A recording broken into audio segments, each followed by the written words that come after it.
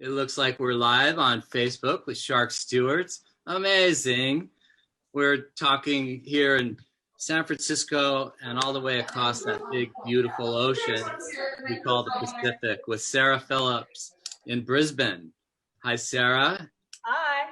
And I'm David McGuire, the director and founder of Shark Stewards. And we have my good friend and important board member, Pamela Comstock. Ordonez. Hello. And so we're going to talk about art and sharks. So this is the brainchild of Pamela, and I'll let her tell you about Art for Sharks, which is on Instagram and Facebook, but it's actually real art with real people. So not just Zooming and talking to each other across the internet.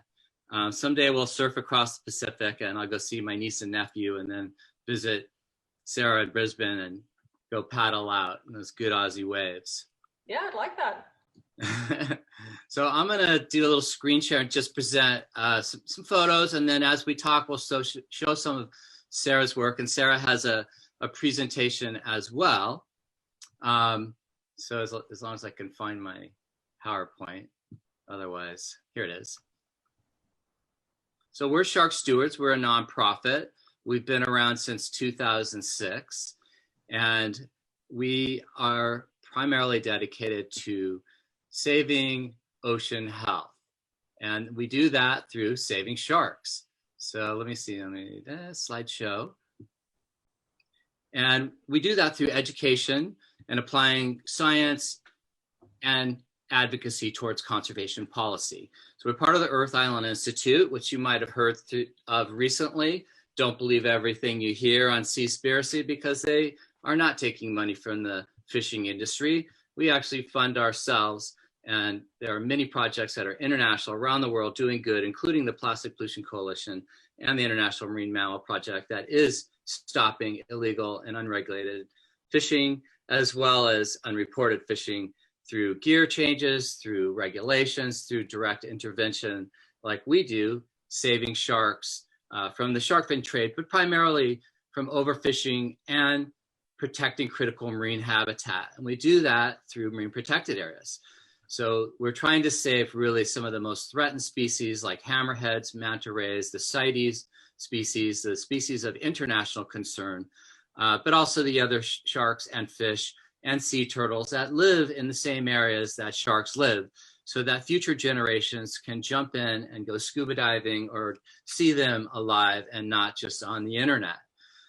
There's a new study that showed 77% of the oceanic sharks and rays, 39 species, are threatened with extinction, and many will go extinct on our watch unless we act now.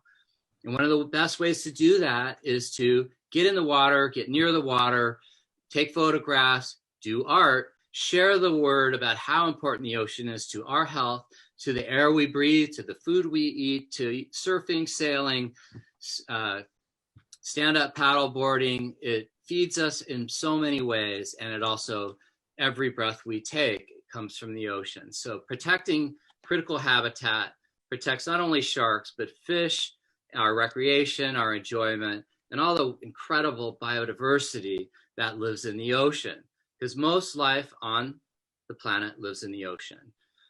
We have a program called Shark Watch, where we're using citizens to record data on shark catch in order to better regulate and also to stop harming these incredible fish, including protected great whites off of our coast, like this picture, because we're trying to reverse this trend of extinction. And in order to do this, we need everyone, all the kids, all the moms, all the grandmoms, all the cousins, to get out and protect the ocean the best way they can, whether that's using less plastic, not eating fish, supporting marine protected areas, supporting work by Shark Stewards through volunteering or donation, buying some of Sarah's art, sharing the word that the ocean is the most important thing really on this planet. It is, through the COVID, for a COVID metaphor, the lifeline. We're being intubated by the ocean, and if somebody pulls that tube out, we're going to drown or suffocate. So one of the big international programs we've been working on here in California, and have actually been almost successful with 26% of our coastline under marine protected areas. It's the Love 3030 program. There are international commitments of by the United Nations, by many countries, including the United States, including the state of California, to protect 30% of our open space, and particularly the oceans, by 2030. We have a long way to go with less than 7% of our oceans under protection. And that's not just sharks, but that's every animal that we love, from the whales all the way down to the plankton, including the sharks, because without sharks, life would just not be as exciting. So you can join us. You can contact us if you want to volunteer, support us. Come to one of our events when we can see each other again in person. But until then, here we are, zooming again, trying to spread the word about our ocean love and sharks. So you can follow us on Instagram, including Art for Sharks and Studio_Phillips for Sarah, and Shark Stewards. If you look at Shark Stewards everything, LinkedIn, blah, blah, blah, we're all over that social media, and National Geographic, where I write a column. So thanks for joining, and I'm going to stop share. And now I'm very happy to introduce Pamela Comstock, my good friend, my board member, and artist and inspiration of Art for Sharks. So give it a go. Pamela, over to you. Great. Hi. I apologize for any extra noise. I'm actually out here on the coast near Santa Cruz, and I have to be speaking in a place where I have Wi-Fi, so I'm zooming from my phone, if you can tell. And while I talk, David's going to show a little bit of slides of Art for Sharks. And I'm going to tell you a little bit about what Art for Sharks is. And then tonight, right after I'm done just explaining and sharing what Art for Sharks is, I will introduce you to our artist, one of our very few and special artists that is on our show tonight. That is Sarah, that David has mentioned. Okay, so we decided to do Art for Sharks and start a whole forum on Instagram and sell art online, partly due to COVID and partly due to the fact that art sells. And art is a medium in any language, in any form that is a capture of a memory of beauty. And everybody knows that what's more beautiful than the ocean. And what do we all do to care for the ocean? We all do something. We pick up trash. We don't eat certain types of fish, or we clean up. We take efforts, and we try not to eat animals that will harm just the biodiversity of our ocean. There isn't one person, any young adult on the earth today, that isn't aware of how important it is to do their part to save the ocean and the animals in it. So last October, we decided to launch Art for Sharks. And Art for Sharks would be a forum where we would invite artists to share their art, sell their art, and a percentage of their art would go to Shark Stewards. And it's been great. We've had a good success. We've had a lot of people asking about how they can become an artist. You can contact me on Instagram. You could DM me at Art for Sharks, or DM Art for Sharks, and one of us will get back to you. The theme is always around water. It has to be something around water, the ocean, palm trees, seabirds, and of course, sharks. So when we started it, we decided to choose artists that were very passionate about the ocean. We decided to choose artists that we knew was people that were truly in love with the ocean. And that wasn't hard to find. But we also wanted to find prolific artists that were truly dedicated to their work. We have posted artwork of children, 5-year-olds, for fun, and we're going to continue to do that. But in the adult world, we wanted to include some serious artists. And one of them is Sarah Phillips. And right now you're looking at a screen. This is one of her works, and she's going to talk about a few of her works tonight. We celebrated her in a big way because when we discovered her, we found that she was already painting sharks, and she was already in love with sharks, and her work was so beautiful, was so perfect. And she is also a very beautiful and passionate person. So we reached out to her, and we found out that she was from down under. She's from Brisbane, and she was so happy to join us. And so we did a big introduction with Sarah. And since then, you have seen a lot of her artwork on our feed for Art for Sharks, and you'll see it on Shark Stewards. And we were very excited about her content. She had sharks, she had manta rays, she had all kinds of people portraits at the ocean, just unbelievable concepts in the way she put the sharks swimming like in groups, which is not something you see. Solo sharks. She had some landscapes that you see there on the beach, just really beautiful. And then she does portraits. So if you reach out to Sarah directly, you can actually have her do your portrait. And this is actually a portrait of Sarah herself. It's a watercolor. And I've seen images of it very close up. It is stunning. It is really beautiful. And it's one of the hardest things that we're trying to do is we're trying to show art on Instagram, but you really can't see the brushstrokes, and you really can't see art up close on Instagram. It's very hard to see that. So one day we plan to do a live show, and hopefully maybe we'll do one in Australia. But we plan to do them, on the West Coast. We plan to do them on the Hawaiian Islands. I'd love to do it on the East Coast. But one day we'll be able to do live shows with art and talk about saving sharks with Shark Stewards. I'd like to go ahead and introduce you to one of our artists who we are going to listen to tonight. She will have a beautiful presentation. She's going to talk about a few of her pieces. And we hope you just enjoy hearing a live presentation from one of our very special artists. And she's actually on Friday morning Australian time. So it's very exciting. She's actually committed, and thank God it's not 3 a.m. Australia is 17 hours ahead. So Sarah Phillips, welcome to Shark Stewards and Art for Sharks. All right. Thank you very much, guys. Very happy to be here. I'll just share my screen. All right, you guys can see that? Great, see it? Yep, awesome. Looks great. All right, so bear with me. I'm an artist, not a writer, not a public speaker of any sort. So sorry if I ramble a little bit. But basically, I'm just going to talk a little bit about how the ocean came to be a big part of my life and how that sort of influenced my work.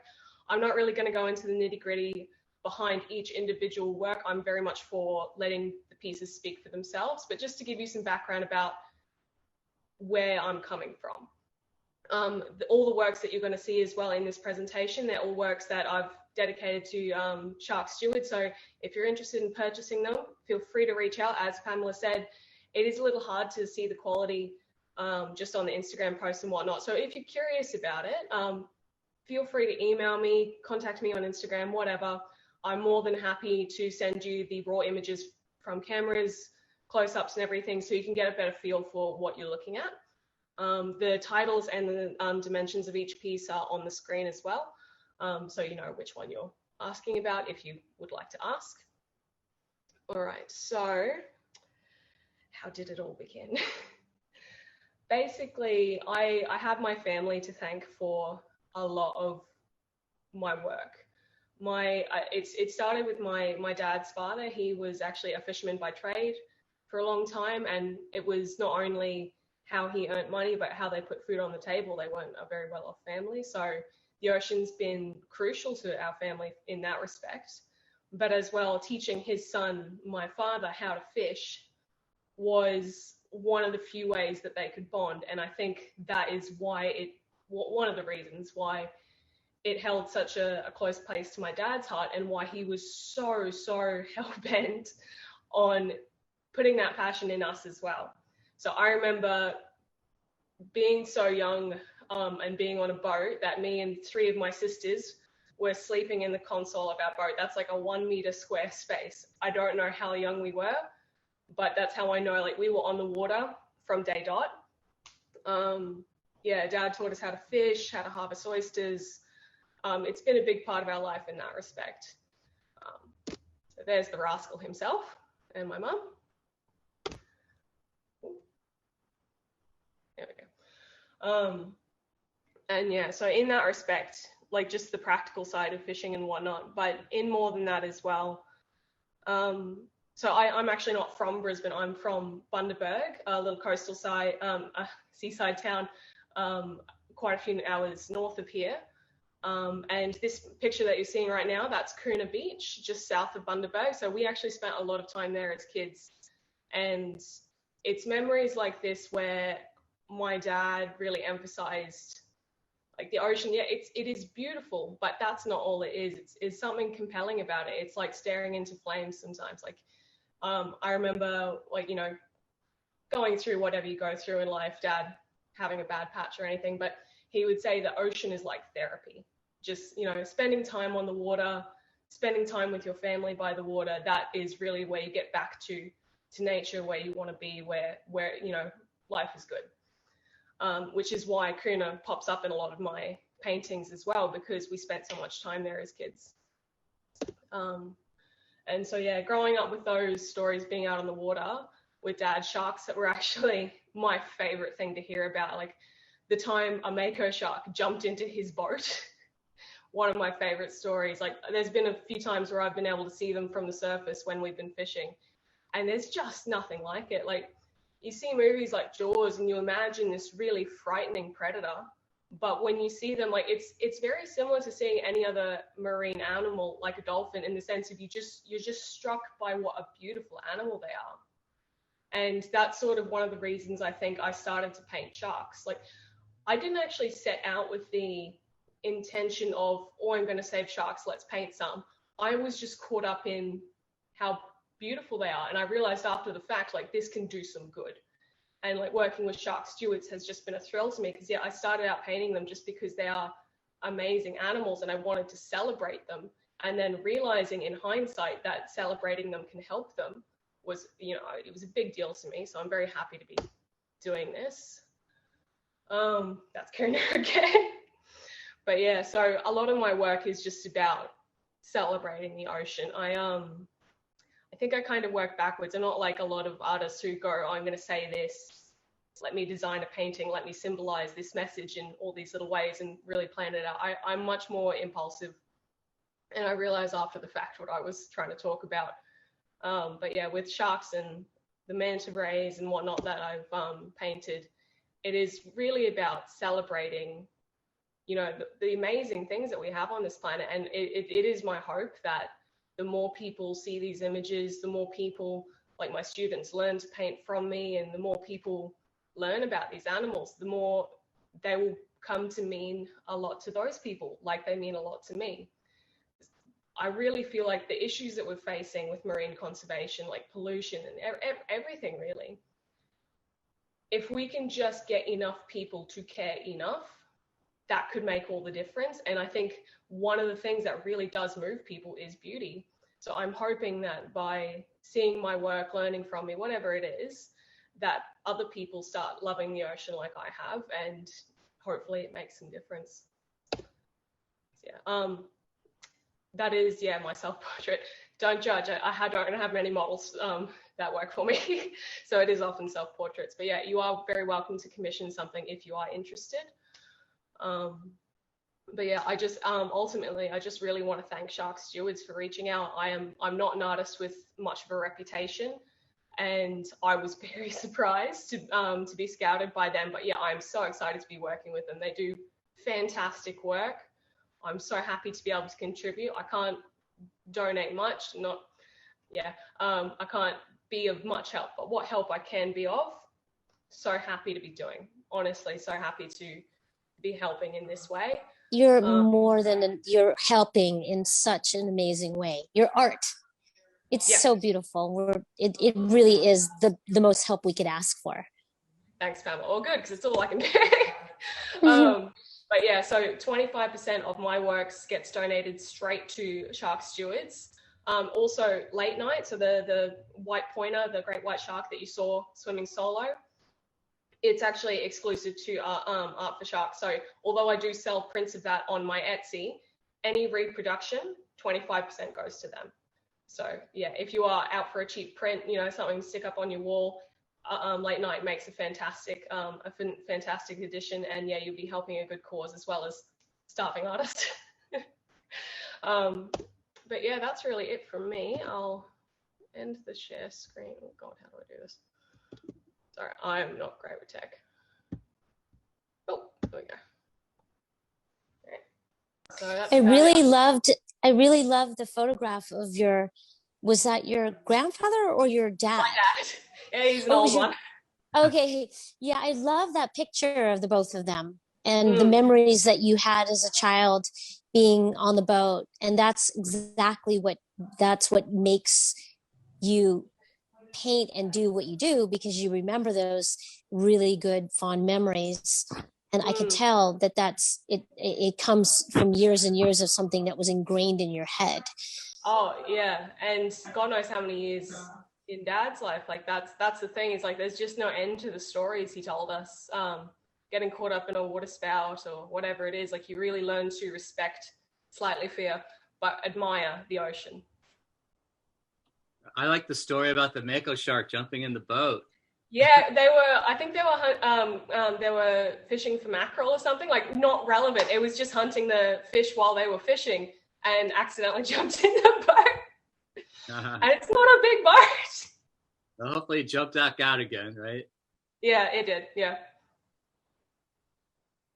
Well, we were talking earlier about your medium, which is really beautiful and also really difficult. I've done a little painting, but watercolors are really challenging because they're not like oils or acrylic where you can go back and touch up, right? I mean, yeah. If you make a mistake, it's very difficult to salvage anything with watercolors. But I find it's really whatever foot you start off with. Like if you're an acrylic or oil painter trying to move to watercolors, it's hell in a handbasket.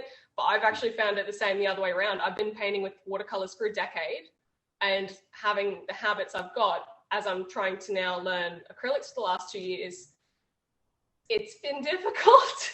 It's been really hard because it's just a completely different principles. We have a couple people who say hi, and I know one of them. He's from Costa Rica. Oh, wow. Yeah, William Flores, and he works with hammerhead protection. And there's been, as you probably have heard, a flotilla of Chinese fishing vessels between the Galapagos and Cocos Islands, which are World Heritage Sites and protected areas, and the Central American coastline. So there are a lot of works, like a lot of people down there, like Migramar and Pritoma, who are working to protect not only the sharks that are migrating through there, but the tuna, the squid, which is a lot of them are after, as well as sea turtles. So you've got a fan in Costa Rica. We've got people from around the U.S. Stacey Ann was a volunteer of ours. Nobody really has any questions. Oh, well, yeah, there's a question. So I guess you kind of answered it. What inspired you to tell the story of the ocean, I guess, through your medium?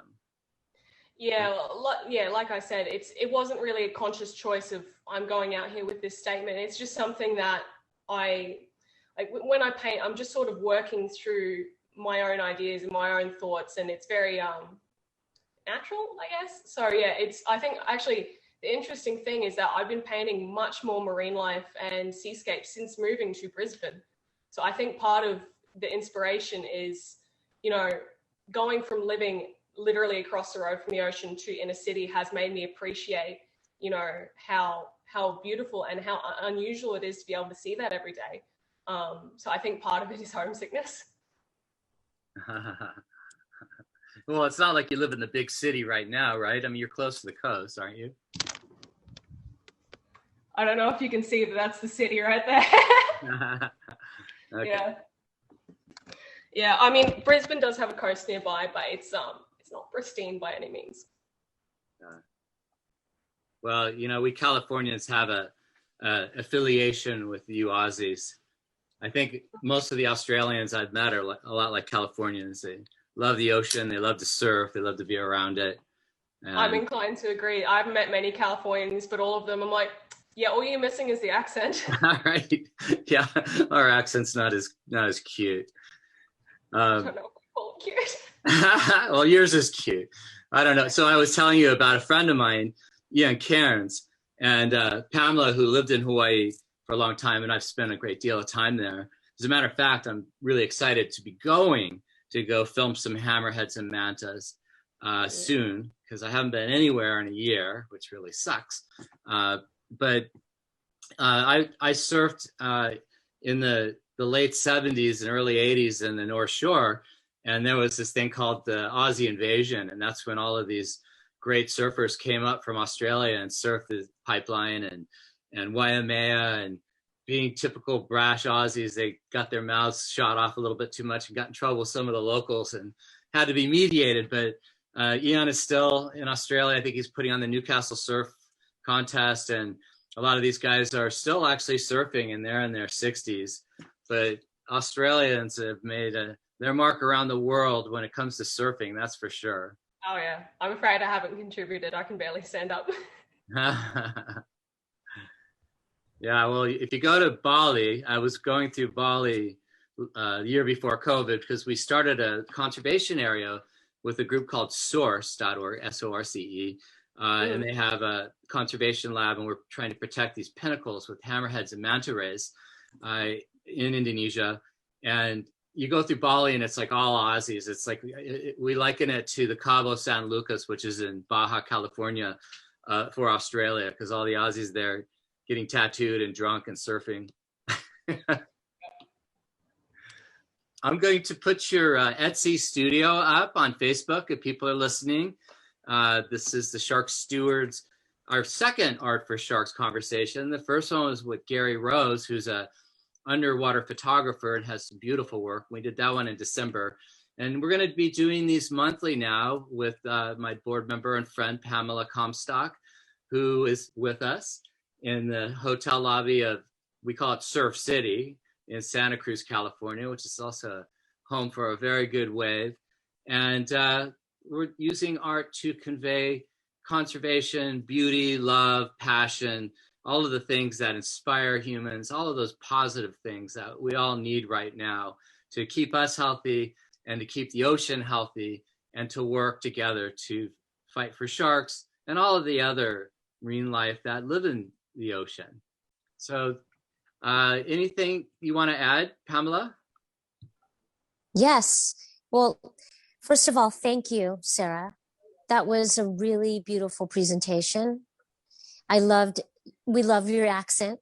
It's perfect. It always adds a little bit of a flair to the story, and we're so proud to have an Australian artist on our team. We're always looking for artists that are passionate about doing art that is based around the ocean. Anything about water, like I mentioned, any sea life, anything that has to do with the love of water in any way, especially sharks. Please reach out to us you could DM us at Shark Stewards or Art for Sharks. Next month, we are going to invite Kevin Mursky. He's also known as Single Fin Theory. And we are going to have an interview with him, and he's going to talk a little bit about his art. So I won't tell you much about it now, because when he joins us next month, he can speak about it. You could also see his art on Art for Sharks. But all I have to say is thank you for all your support out there. We hope that you follow Art for Sharks and Shark Stewards. We're very passionate about saving sharks. It's a very crucial time right now. We can't say it enough. You all read about it. It's true. Stuff you read about, it's true. Does it seem that we will extinct sharks? Does it seem like a reality? Yeah, humans can do it. It can happen. And if we don't start to make changes now, if they go, we go.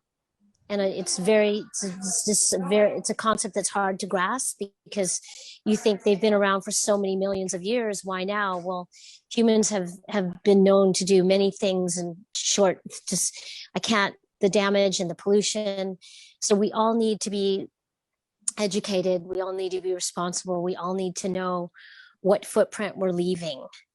So we're trying to make some difference here, trying to keep people aware of how important it is to not do things to harm sharks, to be educated. And we're doing it through Shark Stewards and Art for Sharks. Well said. And we also need to be positive and happy and live a healthy life, because this can really make you drag under the table when you start listening to climate change and ocean plastics and overfishing and shark fins, and you start watching these movies that are a real bummer. But there's a lot that we can do, that we are doing with Shark Stewards, that you can do at home as a painter. Like, we have these great kid paintings or drawings that Pamela put up on the Art for Sharks Instagram. We have a video channel on our YouTube now, on the Shark Stewards YouTube, that are films done just by kids who love sharks. It's our own version of TikTok. Not as popular, but it's expressing ourselves, I think, with love and compassion and humiliation, but also really it's a time of tolerance. I mean, in America, there's been a big backlash towards our Asian American citizens. A lot of that was stirred up by the former president. It's not a China virus. It's a virus. It's a pandemic. It's something that started in China, but the Chinese didn't do it to infect the world. We all do bad practices as nations, and then we can reverse them. We have the ability. We have the power. We have the intelligence. Let's not hate each other. Let's love each other and work together. Pamela is Southeast Asian, I guess, Filipino American. We have Chinese American. We're a big part of our organization is from all over the world, but also represented by people of Asian descent, because it's important to educate the people who are consuming shark fin.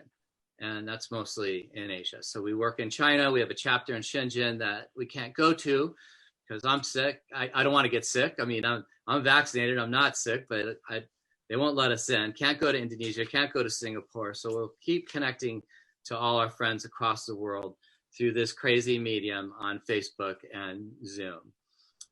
So thank you again, Sarah. It's great to reach across the pond, and I hope someday we'll have a live art event. Yeah, that would be great. Thanks for having me. Meet you and hang out and talk about, boy, was that a crazy year or 2 years with COVID. Yeah. So tune in. We're going to do these every month now. We have this great, whimsical, cool skate surf artist. He surfs and skates, Kevin Mursky, and he's on Instagram and he's on the Art for Sharks. It's the single fin theory, and he's really funny, really creative, a very diverse work of art, in kind of the whimsical vein, I guess would be a way to put it. But it's so wonderful to have all these artists to come together. I'm more of a scientist, but it's great also for their contributions, with some percentage of the proceeds going to Shark Stewards. So I put the link in for Sarah's Etsy store, and it's on the website. And we look forward to seeing everyone. And thank you for all the comments. And we had about 60 people on at one point, and lots of comments, and people appreciate your work, Sarah. especially the swimming. Like I've done the Bondi Beach swim, and I'm an open water swimmer. And one of my good friends, Simon Dominguez, is from Cindy, and so I love the open water series with all the arms. It's like a race. That's not me. Oh, that wasn't you. I thought Pamela. Okay, I'm sorry. Anyway, let's do a swim one. No, that one is that's Shane McClatchley. Oh, okay. I thought you said it was Sarah's. Yeah, and we will have him on the show. But very similar in the, in the execution of the blues and the ocean. Very beautiful. Yeah. Well, I had to embarrass myself at least once on these live events. I just did that. Made it pretty far. Well, it was great. We'll save the recording. It'll go on our YouTube, and we'll share this, and we'll share your wonderful work, and we'll be looking for more sharks and manta rays. Awesome. Thank you. Until next time. Yeah. Yeah. Thank you, everybody. Thank you, Pamela. Bye. Thank you, David. Thank you, Sarah. Bye-bye.